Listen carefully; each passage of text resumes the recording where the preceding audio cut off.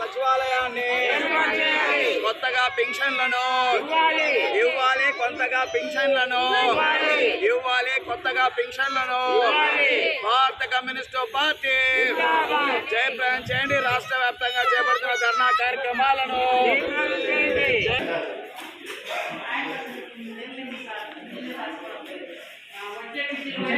రాష్ట్ర వ్యాప్తంగా పిలుపులో భాగంగా ఇక్కడ పొద్దుటూరు పట్టణ తహసీల్దార్ కార్యాలయం ఎదుట ధర్నా కార్యక్రమాన్ని చేపడతా ఉన్నాం. ప్రధానంగా ఈ కూటమి ప్రభుత్వం వచ్చిన తర్వాత ఇందాక రామయ్య గారు చెప్పినట్లు 2 ఏళ్లు గడిచిపోతా ఉన్నా 21 నెలల్లోకి వచ్చినప్పటికీ ఇళ్ల స్థలాలకు అర్జీల కార్యక్రమం అయితే ఇంతవరకు చేపట్టడంలా దాని మీద అయితే సర్కులర్ కూడా రాష్ట్ర ప్రభుత్వం విడుదల చేసినప్పటికీ ఇవాళ పట్టణ ప్రాంతాల్లో కావచ్చు లేదా గ్రామీణ ప్రాంతాలలో కావచ్చు ఎక్కడ కూడా ఇవాళ వీటిని పరిష్కరిస్తున్నటువంటి పరిస్థితి లేనటువంటి పరిస్థితి ఉంది. దీని మీద ఇంకా భవిష్యత్ ఆందోళన కూడా ఇళ్లలో ఖాళీ జాగాలు ఎక్కడ ఉంటే అక్కడ ఎర్ర జెండాలు పాతడానికి కూడా భారత కమ్యూనిస్ట్ పార్టీగా సిద్ధపడతాం. నువ్వు ఈ అంశాన్ని ఎన్నికల వరకు స్థానిక సంస్థలో లేకపోతే గ్రామాల పంచాయతీ ఎన్నికల వరకు నాంచి ఎన్నికల కోడ్ ముందరగా మళ్ళీ తిరిగి ఎన్నికల తర్వాత ఇస్తామంటే కుదరదు అని చెప్పేసి ఇవాళ సిపిఐగా హెచ్చరిస్తా ఉన్నా. అలాగే స్థానికంగా ఉన్నటువంటి వాళ్ళకి కావచ్చు లేదా రాష్ట్ర వ్యాప్తంగా ఉన్నటువంటి వాళ్ళకి కానీ ఎక్కడైనా కానీ పింఛన్లు కొత్త పింఛన్లు అనేటువంటివి ఇంతవరకు విడుదల కావడంలా అసలు అర్జీలే తీసుకోకుండా ఉన్నటువంటి పరిస్థితి.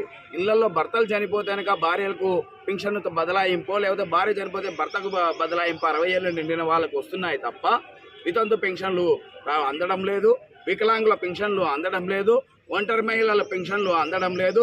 విధించేటువంటి ఎంగిలి మెతుకులు లాంటి 10-20 పెన్షన్లకు ఆర్భాటంగా రాష్ట్ర ప్రభుత్వం ఎక్కడికక్కడ స్థానిక ఎమ్మెల్యేలతోనో లేదా ప్రజాప్రతినిధులతోనో పెద్దగా కార్యక్రమం చేపట్టేసి దాన్ని ప్రచార కార్యక్రమాలకు వెళ్ళిపోతా ఉంది తప్ప ప్రాథమికంగా ఇక్కడ పెన్షన్లు రానటువంటి పరిస్థితి ఉంది.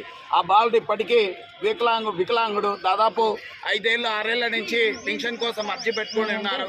ప్రభుత్వం కూడా చెప్పింది అతనికి అనారోగ్యం ఉంది, అతను నిలబడలేనటువంటి పరిస్థితి అని. వితంతురాలు కొత్త పెన్షన్ల కోసం వస్తే కనుక వాళ్ళకు ఇవ్వనటువంటి పరిస్థితి ఉన్నటువంటి అర్జీలకే మా దగ్గర లేదని చెప్పి సచివాలయం చెప్తా ఉన్నారు. స్థానికంగా సమస్యలు ఇన్ని ఉన్నాయి కాబట్టి ప్రజల నుంచి తీవ్ర వ్యతిరేకత వస్తూ ఉందని చెప్పేసి పెన్నానగర్ లాంటి మాస్ ఏరియాలో అందరికీ అందుబాటులో ఉంచాల్సినటువంటి సచివాలయాన్ని తీసుకెళ్లి ఊరి బయట గంగమ్మ దేవాలయం దగ్గర 2 కులాల దగ్గర తీసుకుపోయి పెడితే రాను పోను 3 కిలోమీటర్లు ఉంది.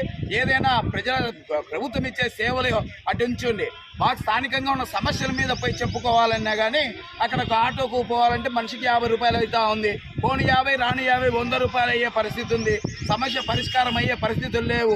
ఇంటి పన్నుల కోసం అయితే కనుక ఆగమేఘాల మీద వస్తున్నటువంటి పంచాయతీ అధికారులు కానీ లేదా మున్సిపల్ అధికారులు కానీ స్థానికంగా ఉన్నటువంటి మాకు అందించాల్సినటువంటి మౌలిక వసతులలో భాగంగా ఇవ్వాల్సినటువంటి సౌకర్యాలకు అక్కడ అందుబాటులో ఉంచాల్సినటువంటి సచివాలయాలను దూరంగా మారిస్తే కుదరదని చెప్పేసి ఆ సచివాలయాన్ని స్థానికంగా అక్కడ దాదాపు 5-6 వేల మంది ఉన్నారు. 5-6 వేల మంది అక్కడ ఇన్న నివాసాలు వేసుకొని ఉన్నారు. అక్కడ సచివాలయం లేకుండా తీసుకెళ్లి 3 కిలోమీటర్లు పెట్టడం అనేటువంటి దుర్మార్గం. సత్వరం అక్కడికి మార్చాలని చెప్పేసి తెలియజేస్తా ఉన్నాం. లేని పక్షంలో మేము కమిటీకి కూర్చొని మాట్లాడుకొని కలెక్టరేట్ దగ్గర కూడా ఆందోళనకు కూడా సిద్ధపడతామని చెప్పి హెచ్చరిస్తా ఉన్నాం. చంద్రబాబు నాయుడు ఎన్నికల ముందు ఎన్నికల తర్వాత వాగ్దానం చేసినాడు.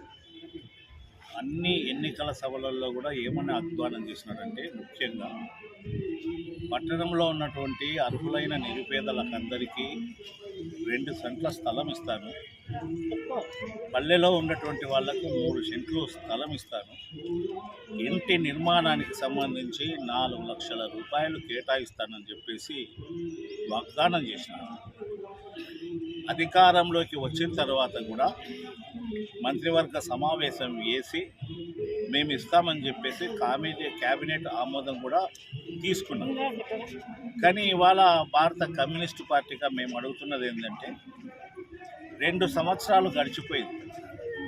మీరు ఇస్తామన్నటువంటి 2 సెంట్లు కానీ 3 సెంట్ల భూమి కానీ ఎంతవరకు వచ్చింది, ఏమన్నా ప్రాసెస్ చేసినారా అంటే లేదు, అంతా శూన్యంగా ఉంది. ఒకవైపు జగనన్న ఇచ్చినటువంటి ఇళ్లను విమర్శ చేస్తూ ఆ రొంత అగ్గిపెట్టెలో కాపురం ఎట్లా చేస్తారు, ఇవి నిరుపయోగం అని చెప్పేసి జగన్ని విమర్శ చేసి నేను అధికారంలోకి వస్తే 3 సెంట్లు 2 సెంట్లు స్థలం ఇస్తానని చెప్పేసి వాగ్దానం చేశారు. ఈయన ఎప్పుడు కూడా ఏ వాగ్దానం చేసినా ఏ మాట చెప్పినా మాట మీద నిలబడేటువంటి వ్యక్తి కాదనేటువంటిది చరిత్ర అంతా నిరూపిస్తూ వస్తుంది. పైకి ఒక మాట చెప్తాడు, కింద ఇంకొక పని చేస్తాడు. అసలు ఇంతవరకు భూమిని అక్వైర్ చేయలే. భూమిని అక్వైర్ చేయకోకుండా 2 ఏళ్ళు గడిచిపోయిన తర్వాత నువ్వు ఎప్పుడు ఇస్తామనుకున్నావు? జగనన్న కాలనీలు ఏం చేస్తావు? వాటిని అట్లాగే వృధాగా పడేస్తారా?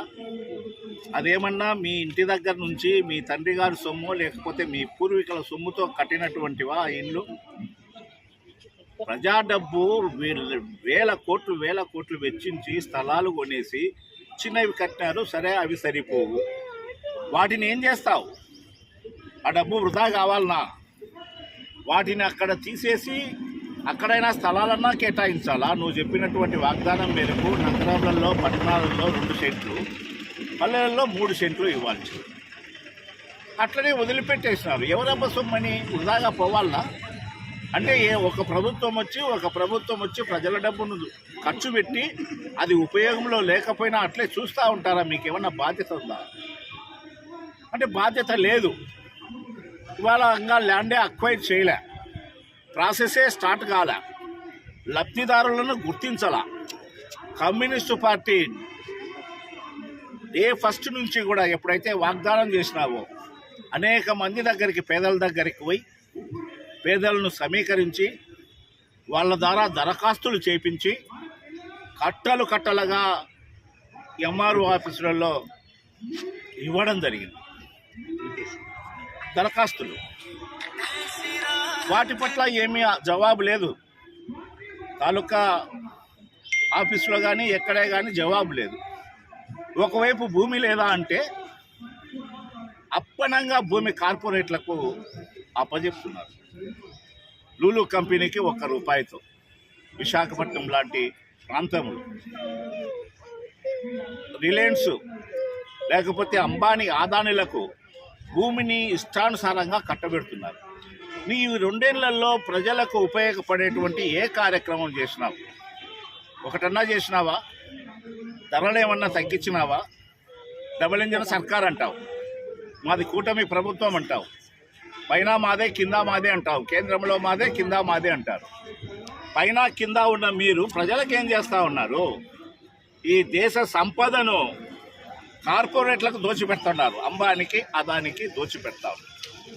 మీరు మొత్తం భారతదేశం ప్రయోజనాలన్నీ కూడా అమెరికాకు తాకట్టు పెడుతుంటే చంద్రబాబు నాయుడు ఒక్క మాట కూడా మాట్లాడాడు. యుద్ధం జరుగుతూ ఉంది. యుద్ధం జరిగేటువంటి సందర్భంలోనే మన రిలయన్స్ అంబానీ పోయి ప్రెసిడెంట్ ట్రంప్తో 25 లక్షల కోట్ల ఆయిల్ రిఫైనరీ డీల్ కుదిరించుకున్నాడు.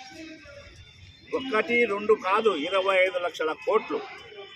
అంటే అంబానీ కోసము, అదానీ కోసము విదేశ విధానాన్ని తాకట్టు పెట్టి భారత ప్రజలను, ప్రయోజనాలను నష్టం చేస్తుంటే నువ్వు డబుల్ ఇంజిన్ సర్కార్ అంటావు, కూటమిలో ఉన్నా అంటావు. నువ్వెందుకు మాట్లాడవు చంద్రబాబు గారు?